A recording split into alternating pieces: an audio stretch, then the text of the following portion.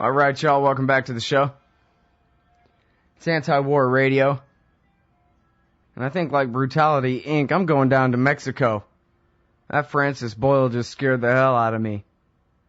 All right, well, anyway. Pepe Escobar's on the line from over down there in Brazil. Welcome back to the show, Pepe. How are you doing? Great to be with you again, Scott. I'm very happy to have you here. Everybody, you know Pepe Escobar. He's the globe-trotting, intrepid reporter for the Asia Times. Writes about every conflict in the world and knowledgeably at that. Speaking of which, what is going on in the world, Pepe? Look, I've been, even if I'm not in Libya, I'm swamped. I'm in the middle of a Libyan swamp with information from all sides, fog of war, and we still don't know exactly what's going on in Libya. Because the way I see it at the moment, it's going to be defeat of Taliban, defeat of Saddam Baath party scenario. I think this is what Gadhafi is banking on. It is a strategical retreat. There's no question about it. We still don't know how many loyalists he has, either in Sirte, his fiefdom, or in his central fiefdom in the middle of the desert in central Libya. But I think he's going for a guerrilla war operation. That's more or less clear. We don't know how long it's going to last, and we don't know if he's going to have the firepower to conduct it. But the new NATO protectorate, that's what Libya is now, for that matter. And, you know, an extra information, in fact, the NATO base in Naples, in Italy, I was confirming this with the Italians a while ago, they are redacting every communique issued by the TNC, the Transitional National Libyan Council. Everything that they say passes through Naples, it's redacted, is more or less organized, and then the spin goes to all these so-called military experts and NATO experts and think tank analysts that you see on CNN, BBC, Al Jazeera all the time. You know, they are parroting what NATO is telling them to do out of Naples. So it's completely ridiculous, you know. They're selling this fiction that the rebels themselves, which is a motley crew of Al-Qaeda-linked Islamists, opportunist defectors, and people who are already on the payroll of Total from France and BP from England, that they organized this push towards Tripoli. This is completely bullshit. Well, now, there's so many things to talk about here in this case. Tell me about it. I guess, first of all, I want to ask you, obviously, Libya is a pretty big place, but, of course, part of that's the Sahara Desert and pretty uninhabitable, right? How much room does he have to run and hide in, do you think? Exactly. The thing is that how is he going to move from Tripoli to Sirte, for instance, because the road is controlled by the rebels already. You cannot go underground from Tripoli to Sirte. It's like 250 kilometers, you know. Mm-hmm. And even to go to the middle of the desert... Well, Saddam Hussein lasted for like, what, a year and a half or something? Saddam... Wasn't it the fall of 04 when they got him? He lasted from April till... What was it, November? October, November 2004? Yes, a year and a half. Well, right. 2003 or... Was it 03 or 04? 4. Yeah. 4. So Absolutely. I wonder, you know, whether you think Gadhafi stands a chance like that he could last that long. We don't know because, you know, nobody knows for sure the amount of support that he enjoys, especially among the tribes that he bought, bribed, or were close with for these past 40 years. We know there are problems with the Warfala tribe, which is the biggest one in Libya. Trouble in terms of Warfala and the rebels. And with the Obaidi tribe as well in eastern Libya, because the guy who was the military commander in Cyrenaica and eastern Libya of the rebels, he was killed because, you know, some people, especially the Islamists inside the rebel command, were saying that he was not, that he was a mole, that basically he was still a Gadhafi mole. That's why he was killed. And he was the military commander. And he was from the Obaidi tribe. So let's assume that Gadhafi can count on tribal support from 3 or 4 of the most important tribes in Libya. This thing could go on for months or even they've years. Airdropped in. But we don't know. Pepe, haven't they airdropped in a ton of exiles, CIA guys? No, exile is impossible because nobody wants him. Even Algeria already said they don't want him. South Africa, yesterday, they were saying they never sent a plane to Tripoli so Gadhafi could go to Johannesburg or Cape Town. Hugo Chavez, 2 days ago, he said he still recognizes Gadhafi as the leader, but he didn't say anything about offering him asylum. And it would be very complicated in South America because most South American governments wouldn't like that, especially the Brazilians and the Argentinians, you know. So, no, he has nowhere to go. He's staying inside. He already said that on the record many times. And this is, just like Saddam, this is his terrain. He knows it. So if he has some modicum of support from tribal leaders, he could, you know, engage in some kind of guerrilla for months or even years. But we are still speculating, Scott, because nobody really knows. Just like nobody knew that Tripoli could fall in 24 hours. Okay, with a lot of NATO bombing, with those Qatari-trained commandos that were sent by ship from Misrata to right in front of the Tripoli shores, in fact, we could never tell that this would last 24 hours only. So we don't know if the guerrilla could last a few months. Well, and then you mentioned Al-Qaeda there. It sounds to me like if there's, 1% of the rebellion are actually made up of veterans of the Iraq and Afghan wars against the United States there, or on the other side of those wars, then that is going to necessitate, quote-unquote, further occupation and intervention to make sure that the guys that we fought for don't win.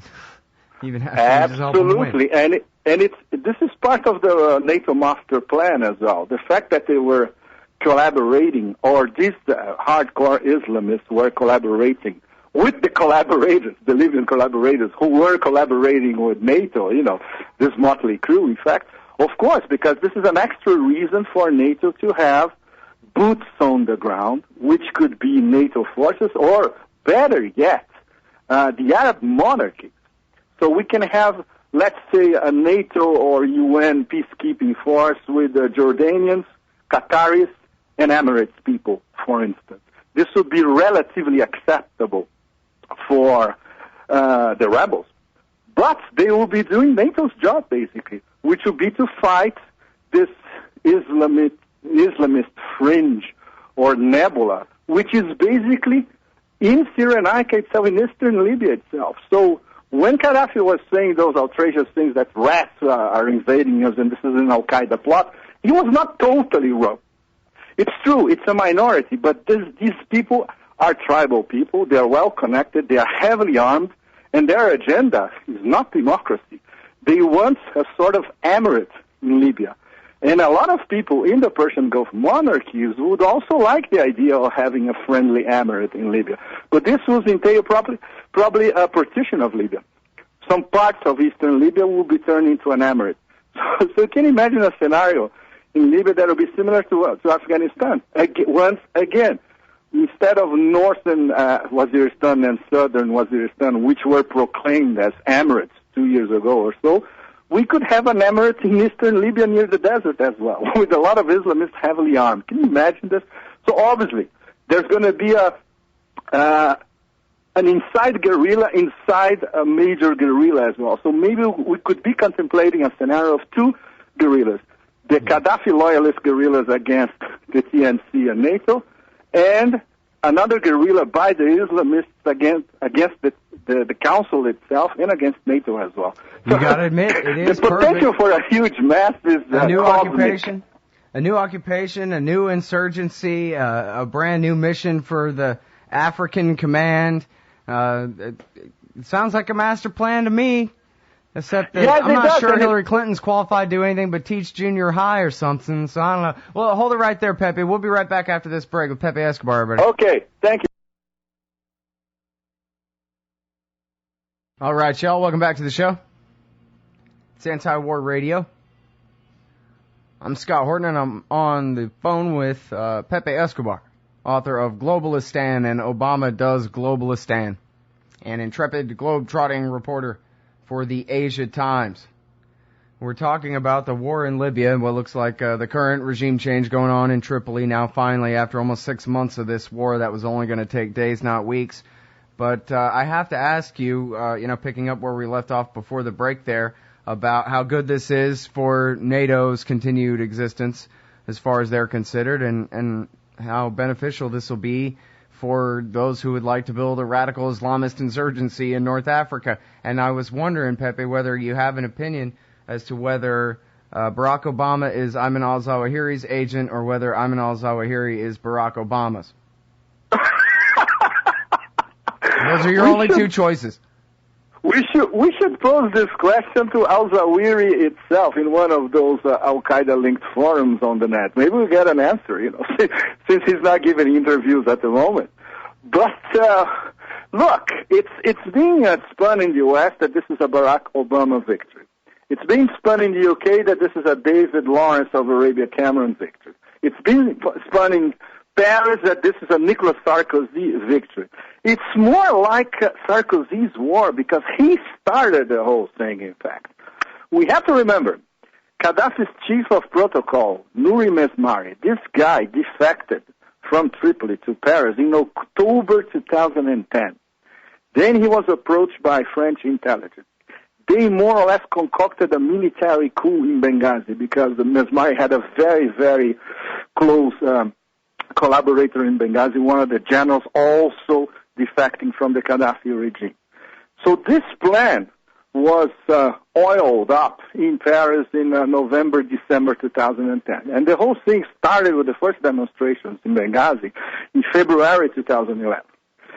So this was more or less organized by the French. And that explains why Sarkozy wanted to be the first one to send the Mirages to start bombing Libya after the UN resolution was approved.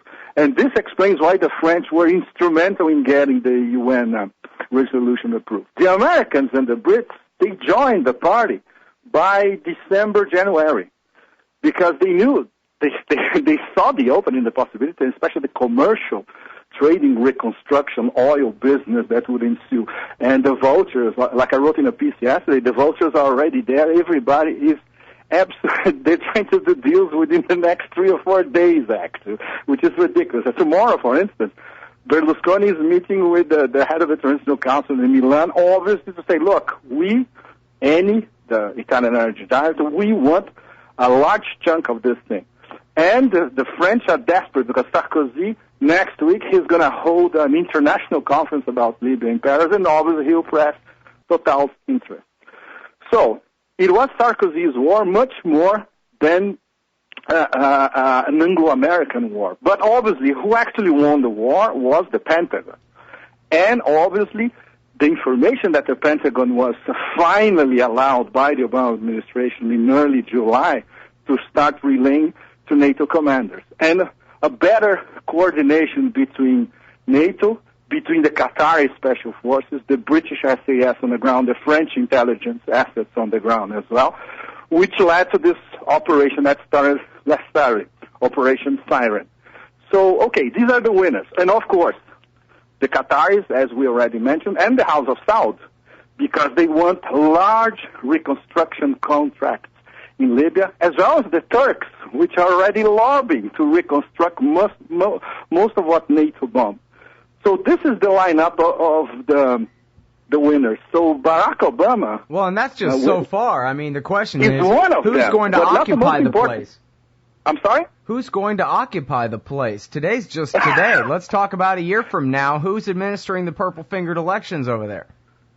Well, look, Scott, it's a bit premature to speculate because the Council and NATO, for the past 48 hours, they have been saying, no, there won't be any Western boots on the ground. But, very important, U.S. Assistant Secretary of State Jeffrey Feltman, he is in Benghazi already, and he was advising the Council on how to proceed next. So there's going to be heavy U.S. involvement, not necessarily boots on the ground, and if the boot comes, like we were talking a while ago, there probably will be from the Persian Gulf monarchies, which will be more palatable, especially because they speak Arabic and they can communicate with the locals. But the agenda will be set by London, Washington, and Paris. There's no question about it. So in terms of occupation, NATO will rule with the U.S. in the discreet background. Not to antagonize the American public for that matter, because you know better than I do. The support in the U.S., last I heard, was 20% for this war inside the U.S., right? Yeah, that's true, although, if they escalate it, they'll probably make it more popular. And, politics stops at the water's edge and support your leader and all that stuff. It's true. I sure hope you're right about that, but it just seems like, at what point can they say, okay, we're not involved over there at all anymore. We're simply trading partners and friends, and there's a new regime, and we have nothing to do with it. At some point, they're going to have to make sure, you know how they are, they're going to have to make sure up to their own expectations and whatever, that the government that they chose gets to stay the government of that place for the long term, and that may take a lot of intervention. May fail anyway. There's no question about this. That's where the Persian Gulf monarchies are very handy in this whole process. And that includes the shadow army trained by Blackwater in the United Arab Emirates as well. These guys definitely will be on the ground sooner. Some of them already are. It's like those Colombians, the former death squad members from the Colombian government, for that matter. They already trained in UAE, and some of them were certainly there alongside the people who were trained by the Qataris inside Qatar, and then they were shipped back to Libya. So let's watch the Persian Gulf monarchy task force, let's put it this way, So this is going to be the front line. If the thing gets really, really rough, or if the Transitional National Council is bickering all the time, probably we'll have a more forceful Western intervention. It's too early to tell. Of course, we're still speculating, right? Right. Yeah. Sure. I mean, anytime I ask you to tell me about a year from now, I know you ain't magic, just smart. And it seems to me, Pepe, that the headlines over the past week have been, or the past couple of days have been, well, people in D.C. are now beginning to ask, now what? And I'm going, man, come on. Pepe, you and I talked about this back in February and March. Where are we going from here? Let's follow the logical chain of dominoes that we can tell are going to fall down here, which included regime change. I mean, before they even started the so-called no-fly zone and whatever, I think we talked about this. It's going to have to be regime change, and it's going to have to be, building up a new state and all these kinds of long-term commitments and whatever like that. They're only now asking that in D.C. Is that an accurate report, you think? Look, the BRIC countries saw right through it from the beginning. That's why they abstained from UN Resolution 1973. At the time, we were in touch with some diplomats working in New York for the BRIC countries, and they told us, look, we're not going to vote for this resolution because it's open-ended. And we suspect this could lead, very diplomatic way of putting it. We suspect this could lead to a sort of occupation or direct intervention or regime change. And that's exactly what happened. And even the Germans, who also abstained from the vote, they were thinking along the same lines. And not by accident, we had this guy from one of the rebel oil companies 2 days ago on the record saying, look, we're going to have problems with companies from the BRIC countries.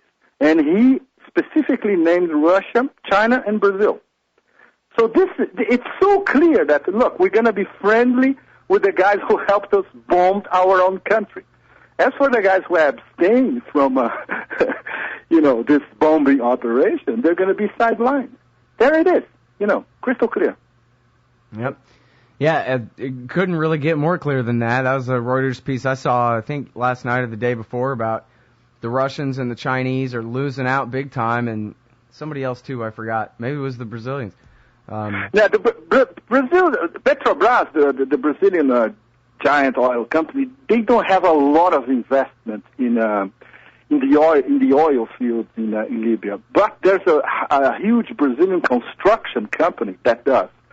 So probably the Turks and the Saudis are going to get the contracts that the Brazilian could fight for in the beginning. And in terms of Russia, Gazprom has a lot of investment in prospective fields. We don't know. The Russians themselves have been saying for the past 40 years, we don't know what's going to happen to our contracts. Yeah. Although the official spin from the council is we're going to honor all the contracts from the Gadhafi era. But we don't know. It's too early to tell. And obviously, Western companies will be applying a lot of pressure, especially Eni, which is already applying pressure, Total from France, and BP. And the Americans, of course, and Exxon, Chevron, you name it. Yeah, well, geez, at this point, I guess I'm happy that they're not just inviting the Russians in to help divvy up the spoils. There's an alliance that I hope never really comes to fruition. You know? A little bit of separation of powers here. Be grateful for what you can get, you know? Yeah, but the Russians are more worried about Syria, Scott, because they have a naval base over there. And that's one of the main reasons why they already said, forget about a UN resolution about Syria, and they are talking behind the official channels with Assad to say, look, chill, take it easy, don't overdo the killing, you name it.